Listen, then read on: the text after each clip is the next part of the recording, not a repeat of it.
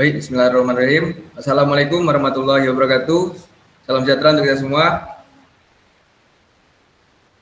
Baiklah, di sini kita akan memulai debat yang bertemakan setiap orang yang terpapar COVID-19 diwajibkan isolasi di rumah sakit.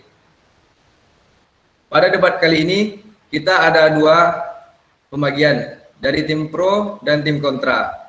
Tim pro berada di background biru dan tim kontra berada di background merah. Untuk peraturan rapatnya, kita mengadakan rapat secara formal. Yang kedua, jika ingin bertanya, silakan izin terlebih dahulu. Yang ketiga, setiap pembicara diberikan waktu berbicara selama 20 detik. Yang keempat, masing-masing tim akan memberikan pertanyaan di akhir perdebatan. Baiklah, untuk temanya setelah saya bacakan, setiap orang yang terpapar COVID-19 diwajibkan isolasi di rumah sakit. Baiklah, waktu dan tempatnya saya persilakan untuk tim pro. Waktunya hanya saya berikan 20 detik. Izin moderator. Baik, David, silakan. Baiklah, salam sejahtera buat kita semua. Perkenalkan, nama saya David, saya dari tim pro. Saya akan menjelaskan. Untuk secara temanya itu isolasi di rumah sakit untuk orang yang terpapar COVID. Pada dasarnya COVID itu adalah salah satu virus yang berbahaya karena virus ini bersifat mengglobal, bahkan sampai ke luar negeri di mana-mana pun ada. Itulah mengapa virus ini dijadikan utama sebagai salah satu upaya untuk menyelesaikannya itu adalah untuk membawa para pasien COVID untuk di rumah sakit. Terima kasih. Baik, terima kasih David. Baik, untuk tim kontra, waktu dan tempatnya saya persilakan. Saya berikan waktu 20 detik maksimal. Baiklah, terima kasih. Sebelumnya saya dari tim kontra. Jika semua orang melakukan isolasi di rumah sakit, maka jumlah orang yang ada di rumah sakit menjadi bertambah banyak. Dan hal ini dapat menyebabkan kurangnya efektivitas dalam melaksanakan isolasi mandiri. Karena tujuan isolasi mandiri itu untuk menghindari penularan kepada orang lain, bukan untuk berkumpul di tempat yang banyak orang walaupun itu adalah rumah sakit. Nah, jika hal ini dibandingkan dengan kegiatan isolasi mandiri di rumah, tentunya isolasi mandiri di rumah lebih efektif untuk mengurangi peningkatan penularan COVID-19. Karena mereka sudah membatasi dirinya di rumah sendiri dengan orang lain, otomatis hal ini dapat membantu memutuskan rantai penularan COVID-19. Terima kasih. Baik, terima kasih kepada Jessica. Baik, saya kembalikan lagi kepada tim pro. Waktu dan tempatnya saya persilakan, saya serahkan 20 detik dari sekarang.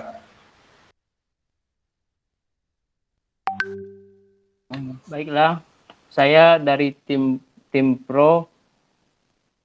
Saya tidak setuju dengan pendapat tim kontra karena apabila kita kelengahan dalam berisolasi mandiri, maka COVID itu akan terus menyebar kemana-mana.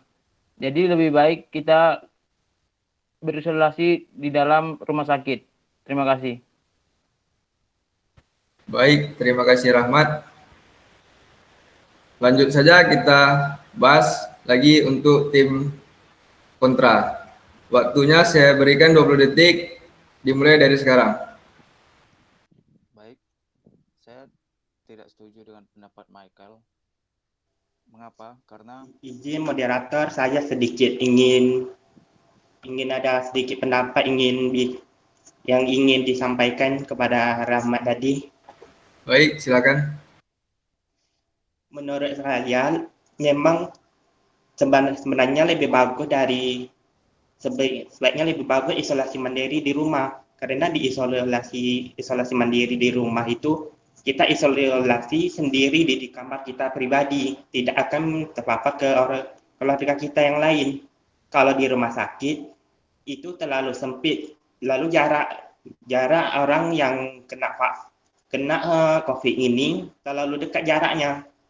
Makanya lebih bahaya di rumah sakit. Menurut saya lebih bagus isolasi mandiri di kamar sendiri gitu. Ini sekian pendapat saya sendiri.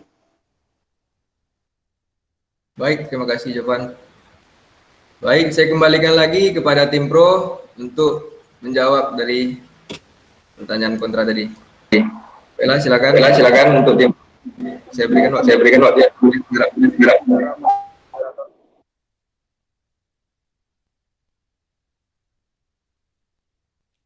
Saya Fadel Zikra ingin dari tim pro mengutarakan pendapat saya. Jika kita berada di rumah sakit, otomatis semua peralatan dan perlengkapan sangat lengkap, dan oksigen juga sangat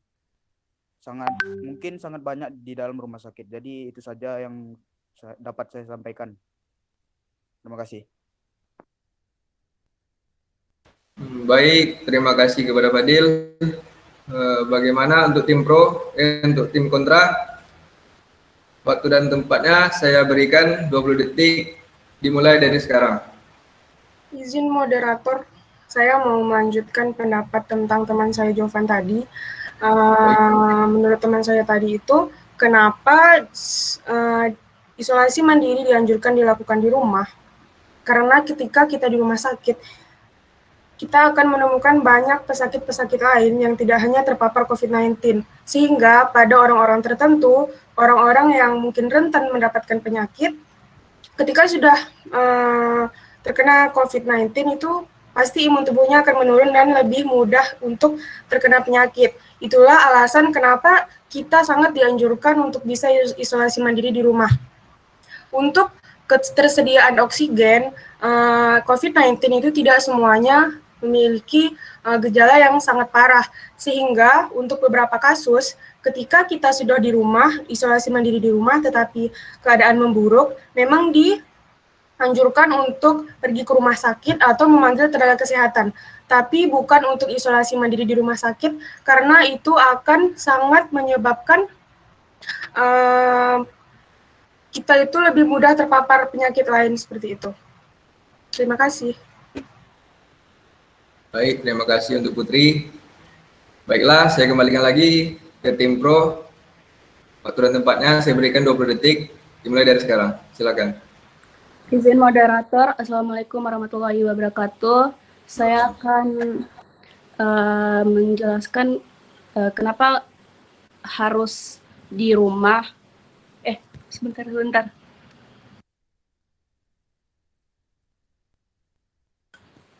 Kenapa harus... Bentar.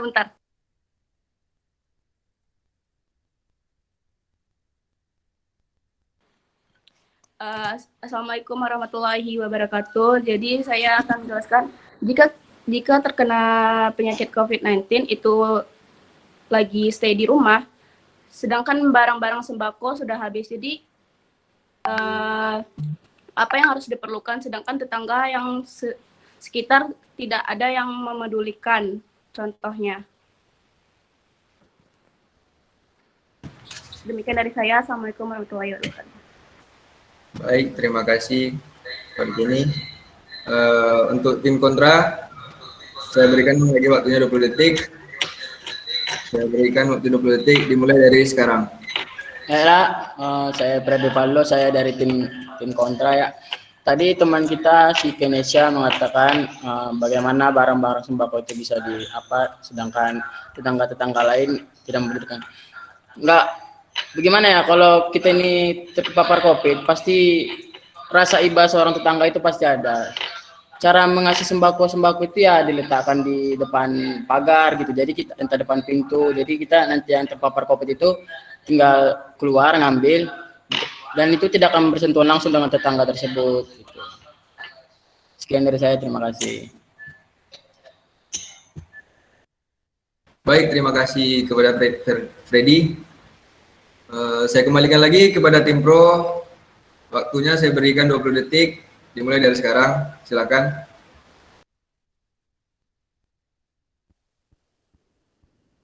Jawab moderator. Silakan. Alasan kenapa harus isolasi di rumah sakit, karena kan tadi sudah dibahas kalau fasilitas yang ada di rumah sakit itu jauh lebih lengkap. Kemudian di rumah sakit itu sudah terdapat banyak tenaga medis yang sudah berpengalaman dikarenakan COVID-19 sudah mulai sejak tahun 2020. Jadi sebaiknya menurut saya kita lebih baik untuk menyerahkan kepada yang sudah berpengalaman daripada kita malah daripada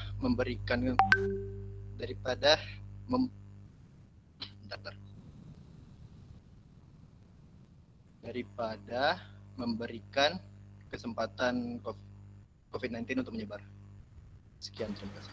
Baik, maaf sebelumnya waktunya telah habis.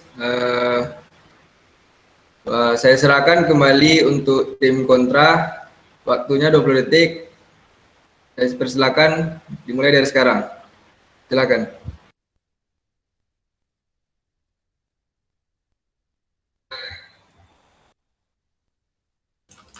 Oke. Saya akan memberikan pendapat saya yang sedikit berlawanan dari apa yang disampaikan Saudara Sultan tadi. Menurut saya, kalau misalnya kita terkena COVID-19, hal yang pertama yang pastinya kita melapor kepada instansi rumah sakit tentang apa yang kita alami. Setelah itu, menurut saya hal yang lebih baik adalah isolasi di rumah dengan peralatan dan tuntunan dari Dewan Medis.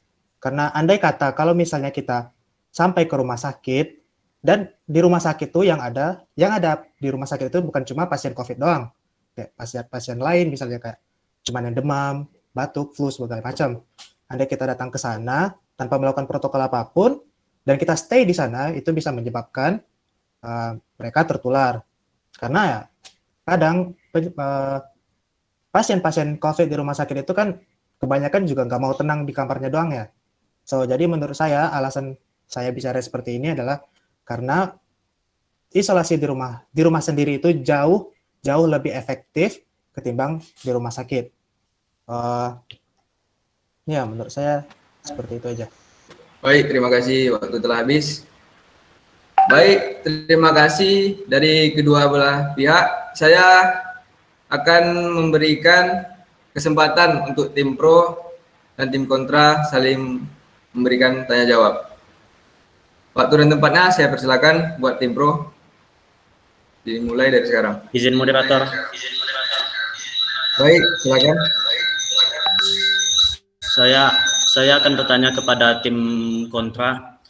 Jika kita isolasi di rumah, berapa lama waktu kita isolasi mandiri di rumah? Soalnya kan kita nggak tahu itu masih positif atau sudah negatif.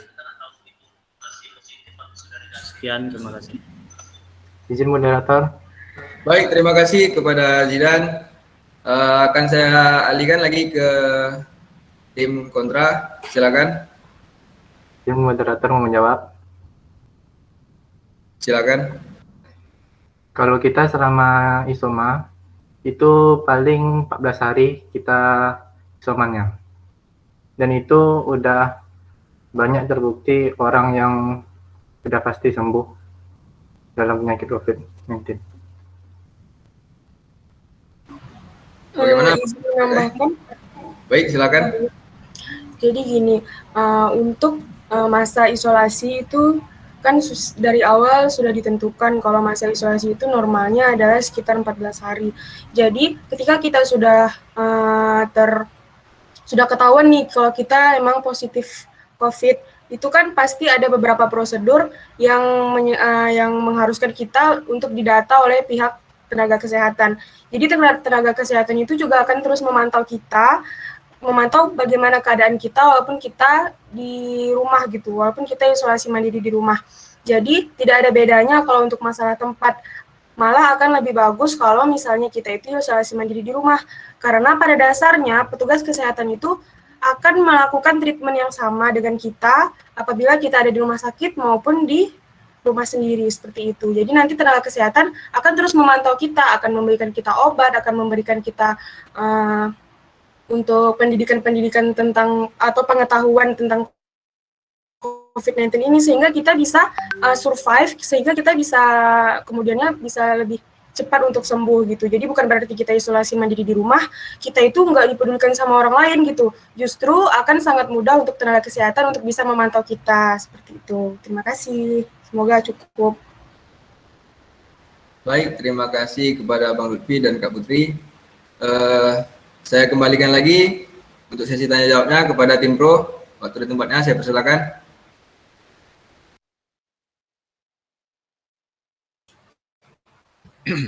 Izin moderator. Baik, silakan. Saya ingin bertanya, kenapa harus di rumah untuk isolasi mandirinya? Padahal di rumah sakit itu ada ruangan yang khusus memang untuk COVID-19. Walaupun yang bisa dikatakan sedikit tempatnya, namun kan ada peraturan dan landasan dari rumah sakitnya tersendiri supaya pasiennya itu terjaga dan aman di rumah sakit tersebut. Baik, itu pertanyaan saya. Terima kasih. Terima kasih kepada Saudara Ridwan. Baiklah, waktu dan tempatnya saya persilakan untuk sesi jawabnya kepada tim kontra. Silakan. Oke. Oh. Ya, Silakan. izin moderator untuk menjawab pertanyaan Saudara Ridwan. Yang pertama itu bagaimana untuk rakyat-rakyat yang berada di pelosok daerah begitu, di mana rumah sakit tidak ada dan akses puskesmas pun tidak ada. Dan mengapa kita juga harus di rumah sakit kalau pemerintah sudah mengadakan sosialisasi tentang COVID-19, di mana masyarakat sudah diajarkan cara isolasi mandiri secara sendiri tanpa bantuan medis. Baik, terima kasih kepada Salman.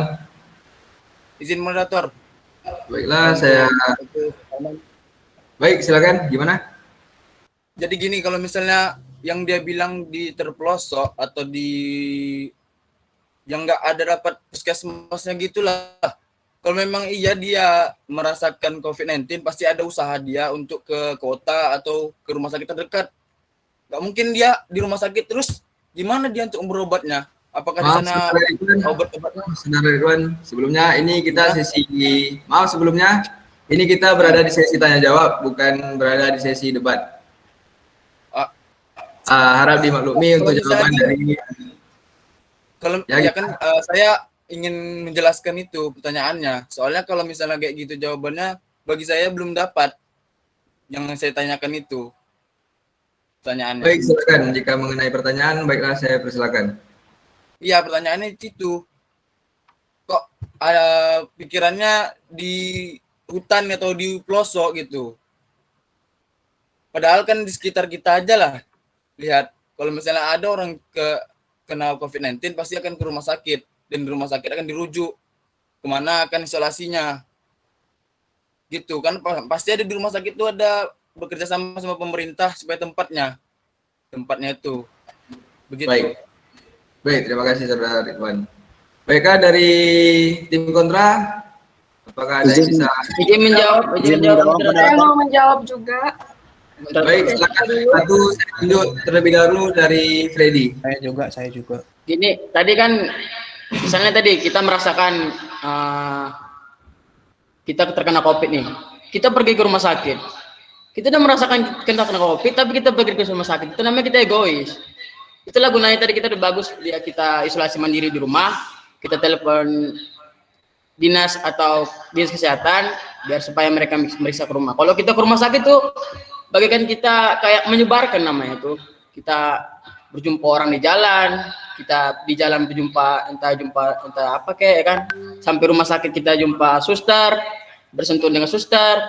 Nah, gitu dah. Jadi apa lebih efektif lagi kalau kita terkena COVID, kita berdiam diri di rumah, kita telepon dinas kesehatan, gitu. Terima kasih, sekian. Baik, terima kasih kepada Freddy.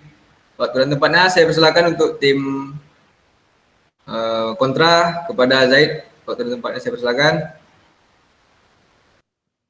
Oh ya, apa yang mau saya sampaikan itu kurang lebih sama dengan apa yang mau disampaikan sama Freddy Rivaldo. Karena menurut saya, kalau kita udah terkena COVID, itu kita pasti udah ada datanya. Kalau enggak, dari mana kita tahu kita bisa dapat COVID? Setelah itu, isolasi mandiri di rumah dengan adanya protokol kesehatan yang pas, itu saya rasa sudah cukup untuk menutupi penyebaran yang bakal terjadi andai kata kita misalnya keluar. Kalau misalnya kita di rumah sakit, kita pasiennya tuh menumpuk, orang-orang juga berdatangan pasti ke rumah sakit juga kan. Kalau andainya misalkan pilihannya itu cuma satu, isolasi di rumah sakit. Menurut saya seperti itu. Nah, jadi karena itu, makanya isolasi di rumah, setelah kita mendapatkan prokes dan prosedur yang baik dari pihak rumah sakit, adalah pilihan yang tepat. Tuh, sekitar segitu saja menurut saya. Baik, terima kasih kepada Zaid. Apakah masih ada dari tim kontra yang ingin mengajukan pendapatnya? Ada. Saya mau bertanya juga sekali. Baik, silakan kepada Saudara Putri. Silakan. Pertama nih, saya mau bertanya kepada tim pro yang mungkin tadi bilang kalau misalnya ada landasan atau aturan yang mengharuskan kalau misalnya kita sudah positif COVID, itu kita harus diisolasi di rumah sakit. Yang pertama saya mau tanya, di mana saudara mendapatkan informasi seperti itu? Itu yang pertama saya tanyakan kepada tim pro.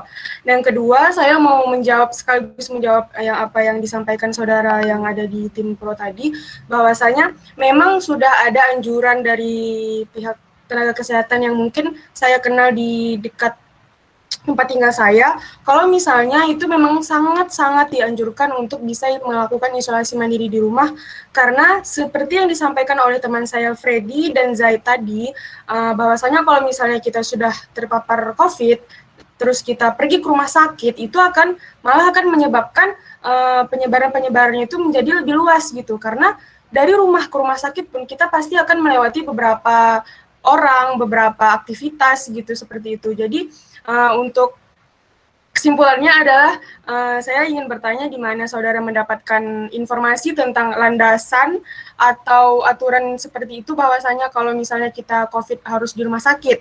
Seperti itu sih. Terima kasih. Baik, terima kasih kepada Saudari Putri. Untuk tim kontra, bagaimana? Apakah masih ada tanggapan? Ada, Bang. Baik, silakan kepada Bang Raja, silakan. Izin bertanya.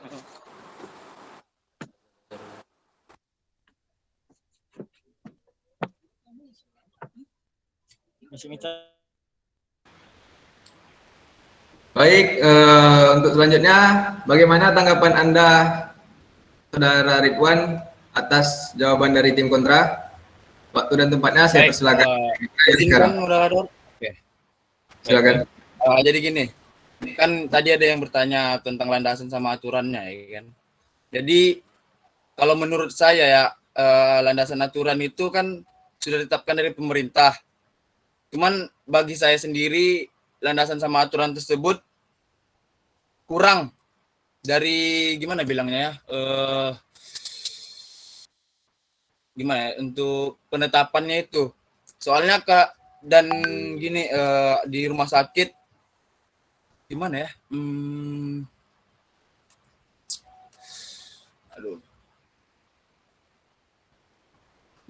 Baiklah, waktunya telah habis, Saudara Ridwan. Lanjut saja untuk kesimpulannya, saya persilakan untuk perwakilan dari tim pro bisa menjelaskan, dan saya harap nanti untuk tim kontra bisa juga menjelaskan dari perwakilannya dari kesimpulan apa yang kita dapat pada malam hari ini. Baiklah, untuk dari tim pro silakan jawab terlebih dahulu.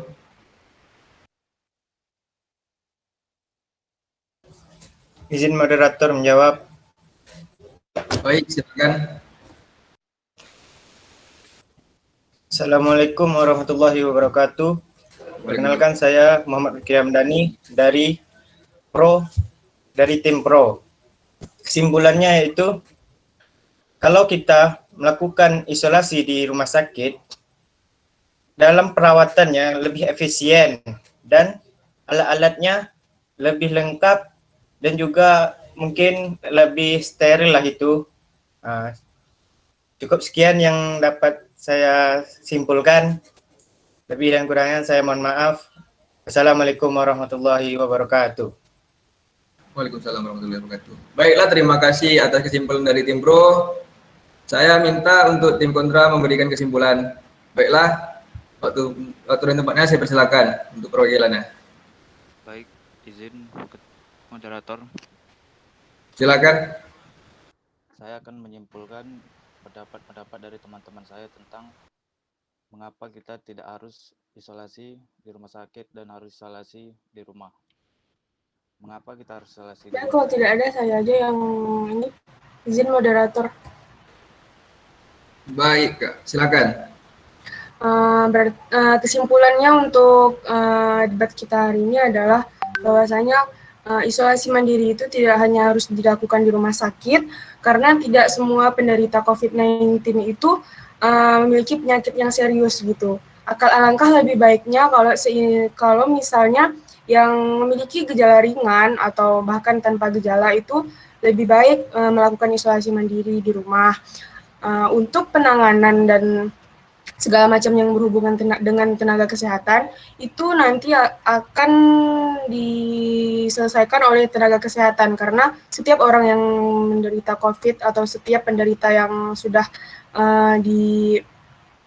dikatakan positif COVID itu pasti akan didata dan akan diurus seperti itu, karena dari seperti yang kita dengarkan di presentasi dokter yang kita lihat di seminar kemarin itu pemerintah juga sudah menyiapkan anggaran untuk pengobatan COVID-19 ini, sehingga tidak perlu dikhawatirkan untuk masalah obat-obatan atau perawatan yang lebih serius seperti itu. Jadi sama saja. Terima kasih. Baik, terima kasih kepada perwakilan tim kontra. Baik, langsung saja saya akhiri debat pada malam hari ini. Kami dari Partai Aquarius telah melaksanakan debat pada hari ini. Lebih dan kurangnya kami mohon maaf. Wabillahi taufik wal hidayah. Wassalamualaikum warahmatullahi wabarakatuh. Selamat malam.